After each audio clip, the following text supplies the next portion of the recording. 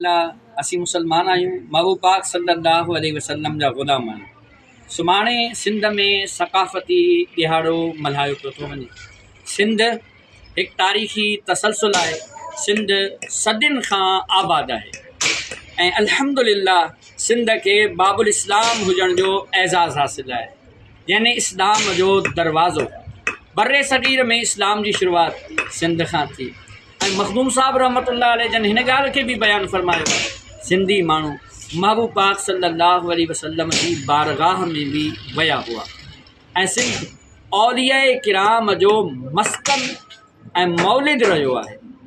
पीर साईं इमामुल आरिफ़ीन सैयद मोहम्मद राशिद रोज़ेदणी बादशाह, सुल्तानुल औलिया ख़्वाजा मोहम्मद ज़मान लोहारी शरीफ़ वारा, मखदूमुल मखादीम मखदूम मोहम्मद हाशिम ठटवी रहमतुल्लाह अलैह, सोना सरदार मुफ्ती मोहम्मद कासिम मशहूरी रहमतुल्लाह अलैह ऐं पीर ख़्वाजा इब्राहिम जान सरहंदी रहमतुल्लाह अलैह, बेशुमार उहे औलिया इकराम जंहिंजी पैदाइश बि सिंध में आहे ऐं उन्हनि जी आख़िरी आरामगाह बि सिंध आहे। ऐं उन सां गॾु बेशुमार उहे औलिया इकराम जेके ॿाहिरि खां सिंध में आया।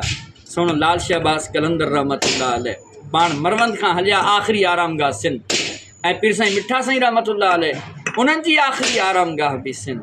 ऐं शाह साहब त शाह साहब आहिनि, शाह अब्दुल लतीफ़ बिटाई रहमतुल्लाह अलैह जी पैदाइश बि सिंध में ऐं आख़िरी आरामगाह बि सिंध।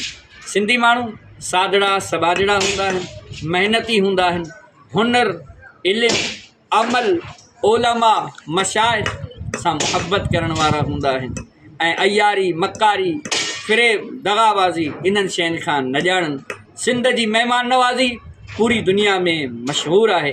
बस करीम रब जी बारगाह में दुआ आहे, अल्लाह पाक असांजे सिंध खे नेक सालिह हुक्मरान अता फ़रमाए, ज़ालिमनि खां सिंध जी जान छॾाए। साईं सदाईं करीम ते सिंध सुका, दोस्त मिठा दिलदार आलम सभु आबाद करे।